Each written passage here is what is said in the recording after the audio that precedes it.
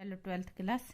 MP board द्वारा जारी question bank का सॉल्यूशन कवर कर रहे हैं हम, और इसी क्रम में मैं आपको ग्रामर सेक्शन करवा रही हूं। तो डू एज डायरेक्टेड का आज हम पार्ट सेकंड समझेंगे।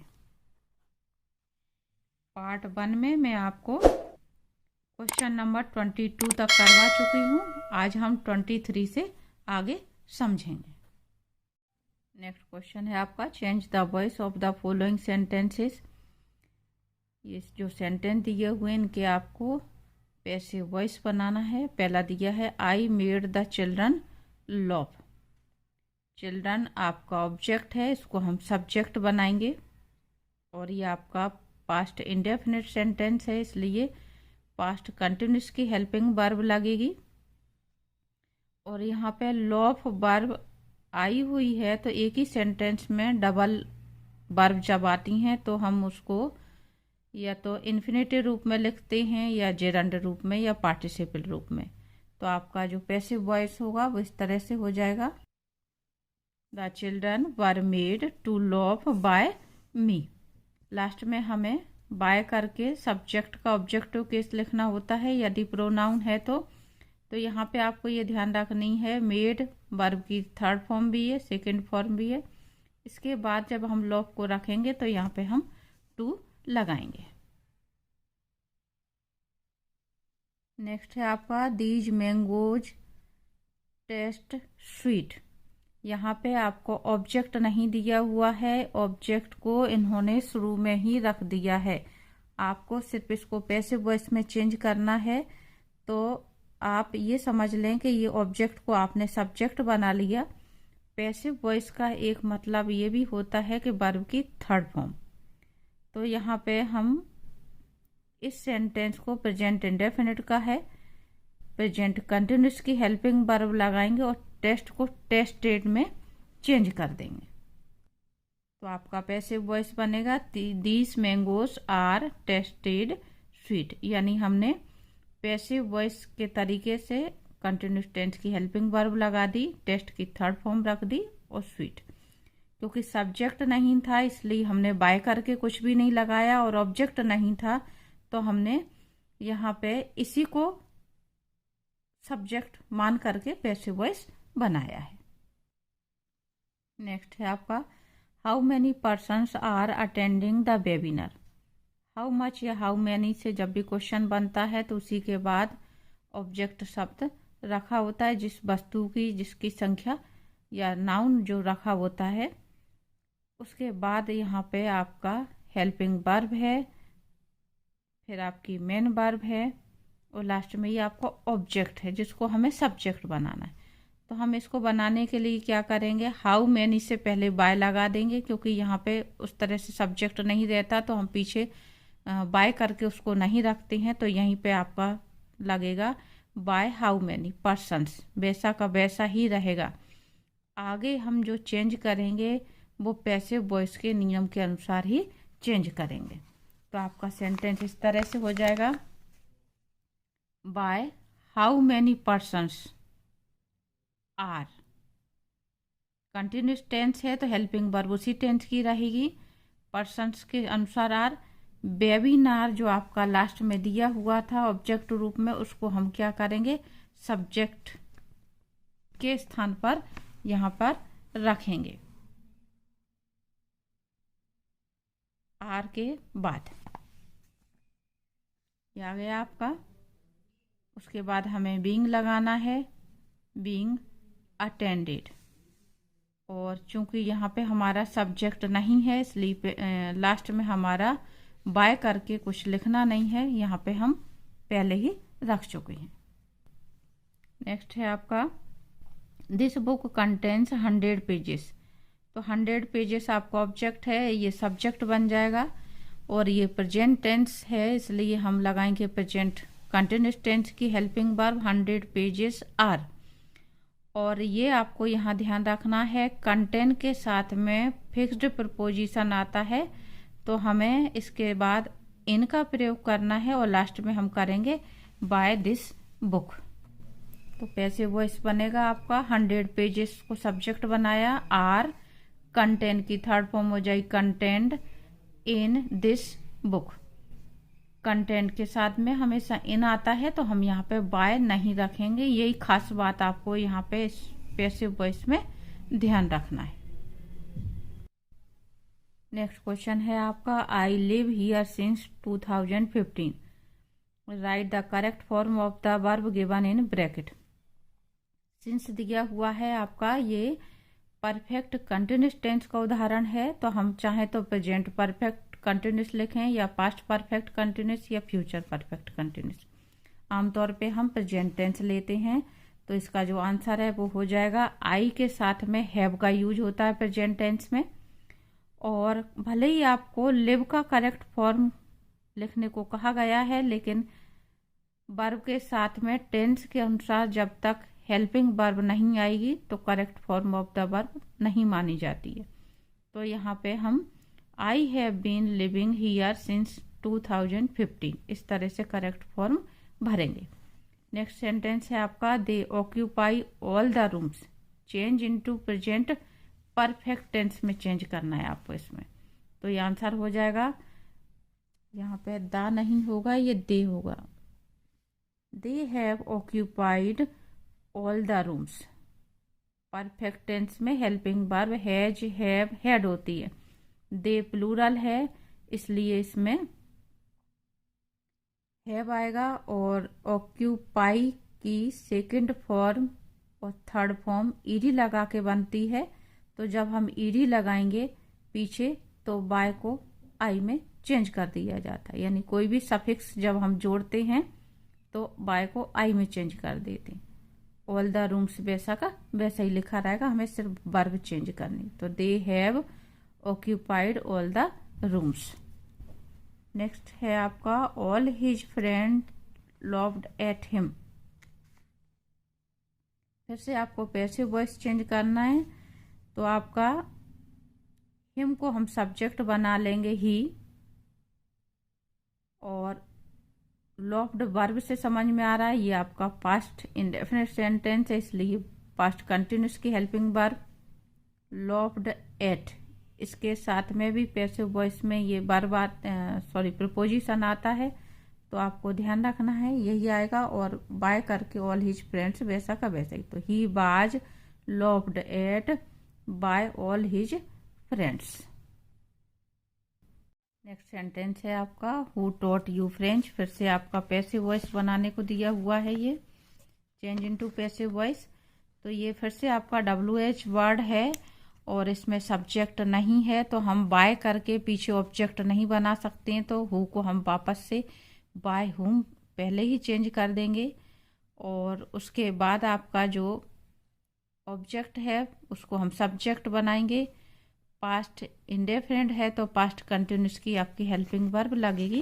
तो आपका सेंटेंस इस तरह से बन जाएगा, by whom was French taught to you. दो ऑब्जेक्ट हैं आपके, एक यू जीवित ऑब्जेक्ट और फ्रेंच निर्जीव ऑब्जेक्ट। तो जब हम निर्जीव ऑब्जेक्ट को सब्जेक्ट बनाते हैं तो पैसिव वॉइस बनाते समय जीवित ऑब्जेक्ट से पहले टू लगाना रहता है, इसलिए हम यू का टू यू कर देंगे यहाँ पे।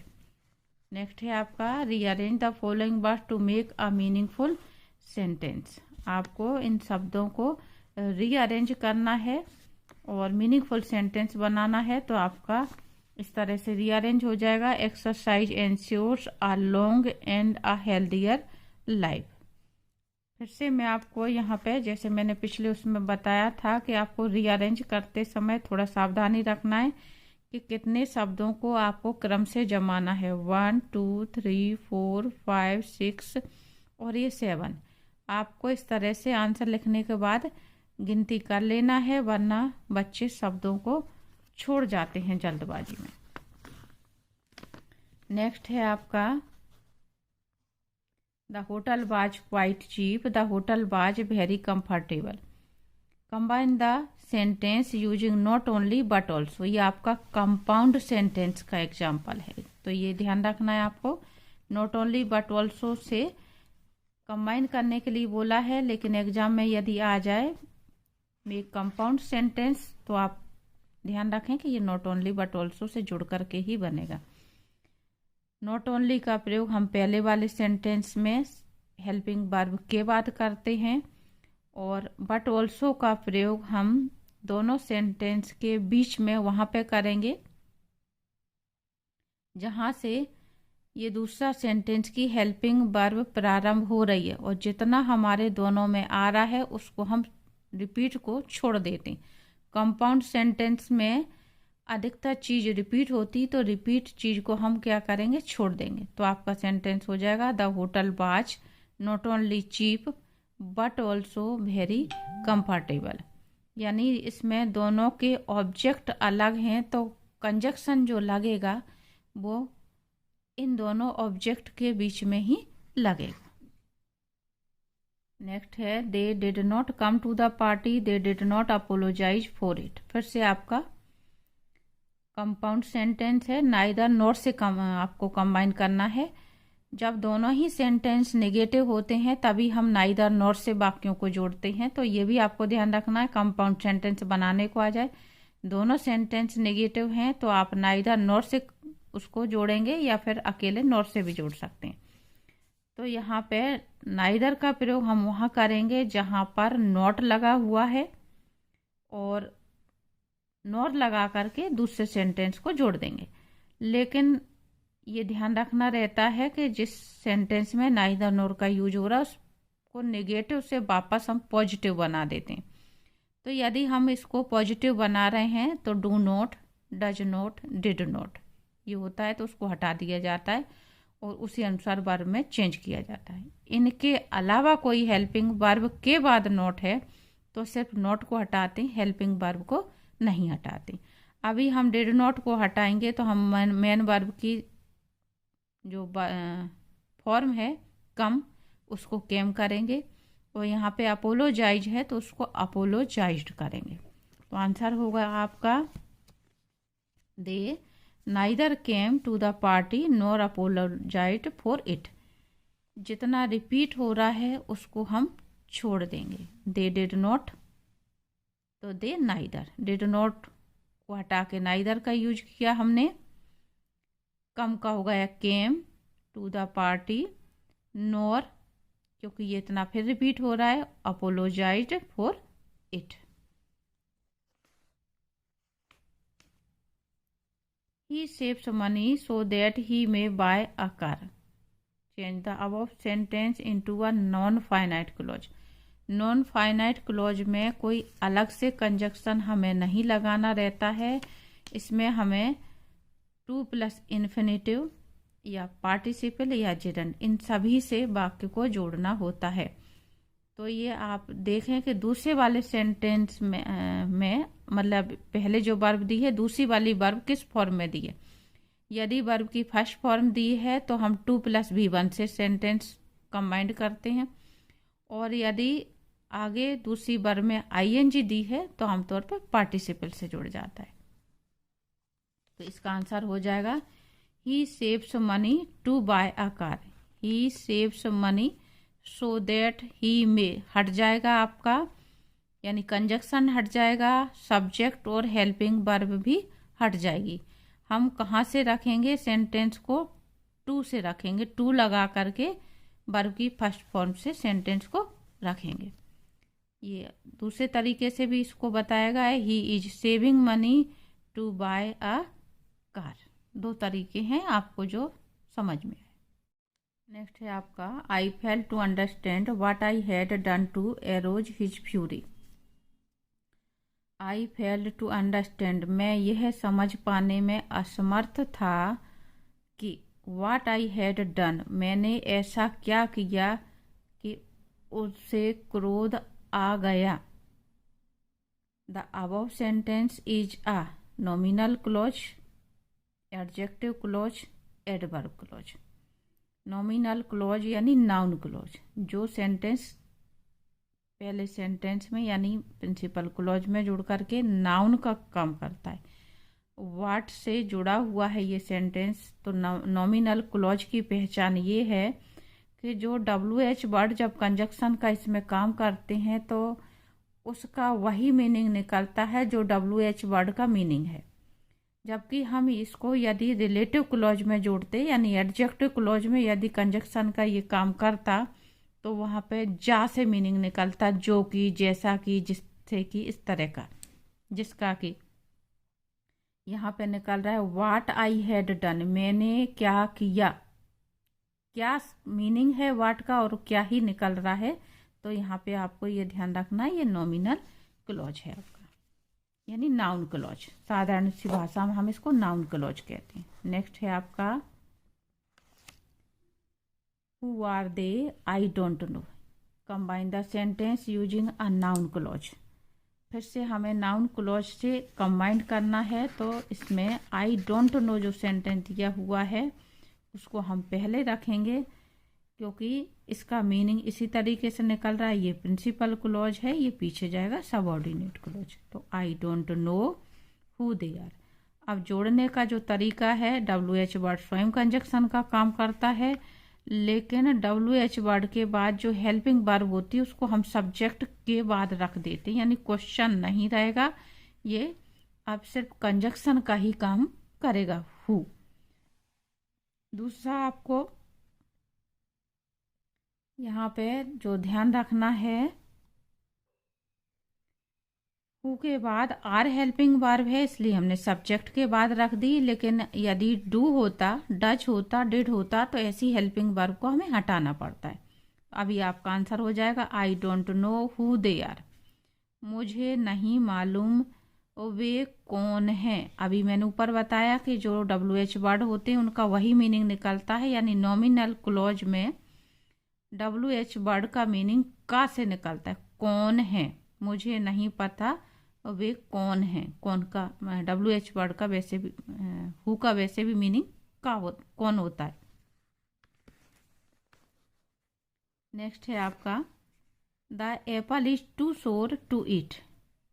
TOO और टू को हटा करके सो दैट का यूज करना है। तो जहाँ पर आपका TOO आया है वहाँ पे हम सो लगाएंगे, और जहाँ टू आया हुआ है वहाँ पे हम दैट लगाएंगे। लेकिन दैट के बाद हमें 3 चीज़ें रिपीट करनी होती हैं।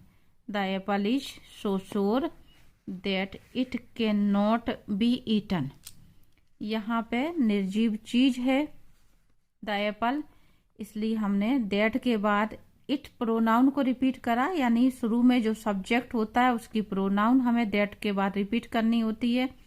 यहाँ पे इज RM प्रेजेंट टेंस की वर्ब है, तो यहाँ पे हम कैन रिपीट करते हैं, और यहाँ पे वाज वर्ब होता तो कुड रिपीट करते। नॉट आएगा कि नहीं आएगा, ये यहाँ पे जो एडजेक्टिव दिया होता है और जो वर्ब दी होती है उन दोनों के संबंध पर निर्भर करता है। विपरीत संबंध है तो नॉट आएगा, सीधा संबंध है तो नॉट नहीं आएगा।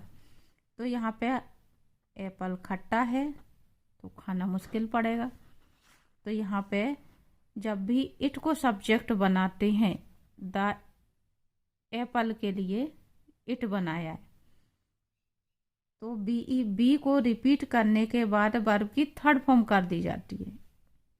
इसको हम सरल तरीके से इस तरह से भी बना सकते थे, the Apple is so sure that I can not eat, यानी दैट के बाद हम कोई भी जीवित प्रोनाउन रिपीट कर देते तो यहाँ पे बी ईटर नहीं होता, तो सिर्फ ईट आता।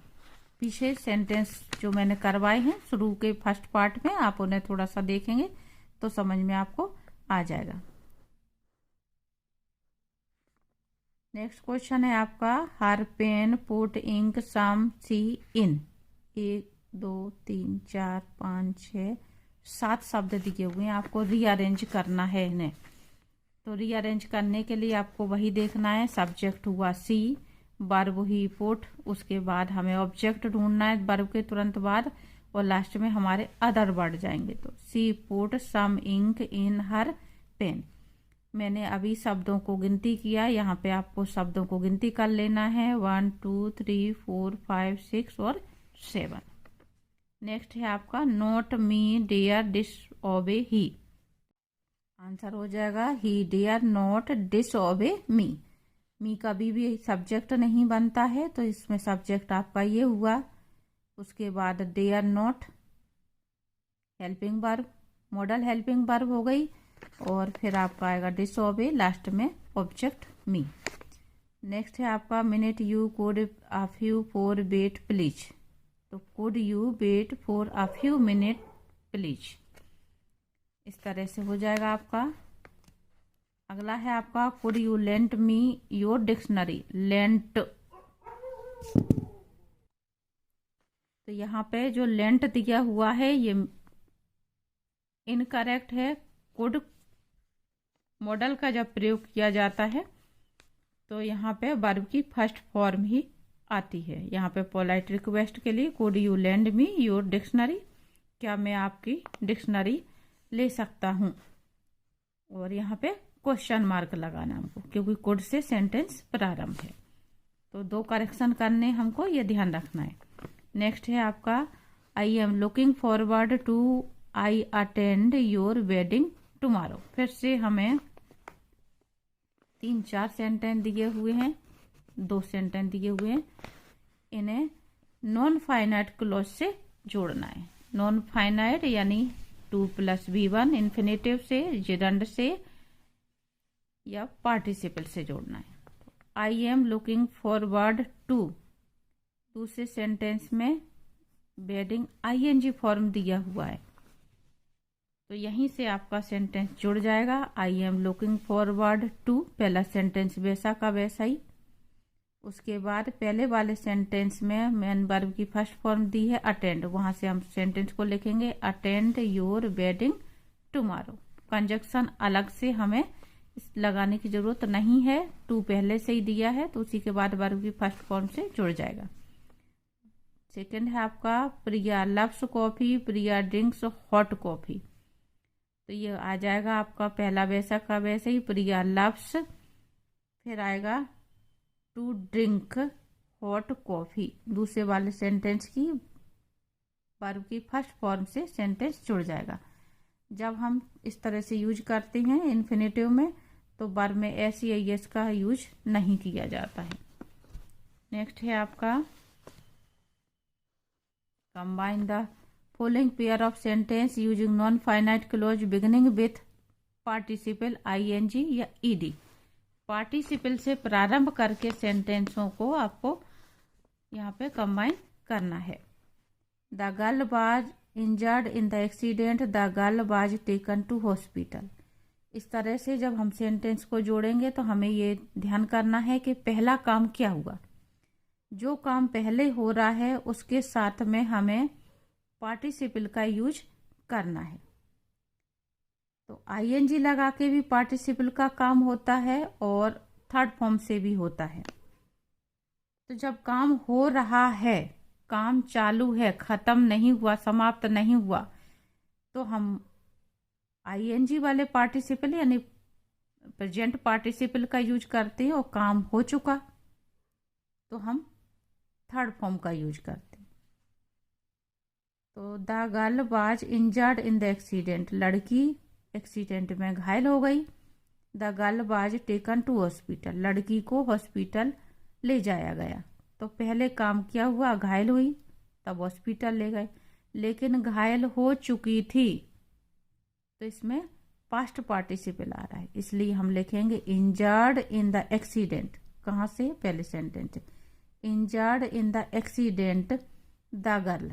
द गर्ल हमने यहाँ से छोड़ दिया क्योंकि ये दूसरे वाले सेंटेंस में भी सब्जेक्ट रूप में बना हुआ है, तो यहाँ से हटा के हम दूसरे वाले सेंटेंस से सब्जेक्ट लिखेंगे। यानी हमको इस सेंटेंस में थर्ड फॉर्म से ही सेंटेंस प्रारंभ कर देना है।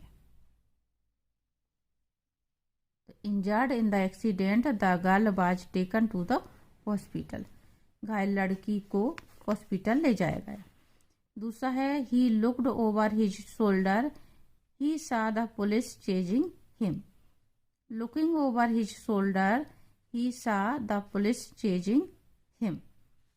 पहले ये काम हुआ फिर दूसरा हुआ, तो इसमें हमने ING लगा के इसको लिखा और तब दूसरा सेंटेंस लिखा। नेक्स्ट सेंटेंस है आपका change the order of words groups of words to make correct conditional sentence in the following options. आपको 4 ग्रुप वर्ड्स दिए हुए हैं, तो आपको फिर से एक तरह से रीअरेंज करना है, सेंटेंस को रीअरेंज करके लिखना है। तो कंडीशनल सेंटेंस है, यानी इसमें इफ का प्रयोग हो रहा है, तो आपका पढ़ के आपको ध्यान से देख लेना है। इफ के तुरंत बाद सब्जेक्ट यहाँ पे दिया हुआ है, तो किसके साथ में क्या लगाने से क्या हो रहा है। इफ आई वर रिच, यदि मैं अमीर होता तो क्या होता। I had buy a bungalow, मैंने एक बंगला खरीदा होता। तो पहले नंबर पे क्या आएगा आपका, यह आएगा if I had, sorry if I, दूसरा वर रिच, तीसरे पे ये, और चौथे में ये। इसको आप लिख देंगे तो आपका आंसर बन जाएगा। नेक्स्ट है आपका you had return a taxi for if to me I और वुड हैव अरेंज्ड। तो पहले सेंटेंस का आंसर इस तरह से हो जाएगा, if I were rich I had buy a bungalow. Second है आपका if you had return to me I would have arranged a taxi for you. यहाँ पे मैं आपको एक जो जानकारी है वो दे दूं, फिल इन द ब्लैंक्स में काफ़ी पूछी जाती है। यहाँ पे क्वेश्चन बैंक में तो इस तरह का सेंटेंस मेरे को नहीं दिखा है, लेकिन आपके लिए आ सकता है क्योंकि पिछले सालों में पूछा जा चुका है स्कूल में। यदि सेंटेंस इफ से प्रारंभ है और वह पास्ट परफेक्ट है, ये हेड प्लस वर्ब की थर्ड फॉर्म दी। इफ से प्रारंभ सेंटेंस पास्ट परफेक्ट है, तो दूसरे सेंटेंस में यदि फिल इन द ब्लैंक्स आ जाए आपको करने को, तो हमेशा वुड हैव भरना रहता है। इसमें बहुत सारे ऑप्शन दे देते हैं, would have, could have, should have, तो बच्चे ध्यान नहीं कर पाते। और पहले सेंटेंस में वुड हैव दिया है, दूसरा वाला सेंटेंस इफ से प्रारंभ है, तो correct form of the verb भरने को आ गई, तो आपको हेड प्लस वर्ब की थर्ड फॉर्म भरनी रहती है। तो यहाँ पे रीअरेंज करने को दिया है, लेकिन ये जो बात बता रही हूँ वो आप आगे के लिए थोड़ा सा ध्यान रखें। तो आपके दूसरा जो सेंटेंस था उस इस तरह से अरेंज होगा, if you had return to me I would have arrange a taxi for you. यदि तुमने मुझे लिखा होता तो मैंने तुम्हारे लिए टैक्सी अरेंज कर दी होती। अगला है आपका if we were tired we will go to sleep. तो आंसर होगा आपका इस तरह से, if we were tired we will go to sleep. यदि हम थक जाएंगे हम सोने चले जाएंगे। नेक्स्ट है if he met me I would tell him the truth. If he met me I would tell him the truth. If से प्रारंभ है, जब पास्ट इंडेफिनिट सेंटेंस दिया हुआ है तो दूसरे वाले सेंटेंस में वुड का यूज किया जा रहा है। जब इफ का प्रयोग प्रेजेंट टेंस में होता है तो दूसरे सेंटेंस में विल आता है। जब इफ से प्रारंभ सेंटेंस में पास्ट इंडेफिनिट है तो दूसरे में वुड आ रहा है। और जब इफ से प्रारंभ सेंटेंस पास्ट परफेक्ट है तो दूसरे सेंटेंस में वुड हैव आ रहा है। ये तीनों बातें आपको ध्यान रखनी है यहाँ पे। नेक्स्ट है आपका change the following verb into nouns and adjectives. ये वर्बों को आपको नाउन और एडजेक्टिव में चेंज करना है। तो ये आपके यहाँ पे नाउन फॉर्म दिए हुए हैं और ये एडजेक्टिव फॉर्म दिए हुए इन्हीं के। तो नाउन में आपको ध्यान रखना है कि आमतौर पे TION, SION, ENCE, ANCE, ER, TOR इस तरह के शब्द आया करते हैं। MENT, NESS, किसी भी शब्द के पीछे नेस शब्द लगा होता है, NESS, नेस, MENT। तो ये शब्द जो होते हैं वो आपके नाउन होते हैं। SION लगा दें हम किसी के पीछे। और ये आपके एडजेक्टिव दिए हुए हैं, तो ये आपको याद करने पड़ेंगे। अधिकतर एडजेक्टिव के पीछे IVE आता है, ये OUS है। इस तरह के शब्द आपको ध्यान रखना है। बहुतों के पीछे ING भी आती है। तो इस तरह से आप आपको थोड़ा सा ध्यान करके चलना है, नाउन और एडजेक्टिव। ये आपके पैराग्राफ वगैरह में जो क्वेश्चन ढूंढने को आते हैं उनमें पूछ दिए जाते हैं। तो यहाँ पे ये आपका जो ग्रामर सेक्शन था वो समाप्त होता है। उम्मीद करती हूँ इतना आपको समझ में आ गया होगा।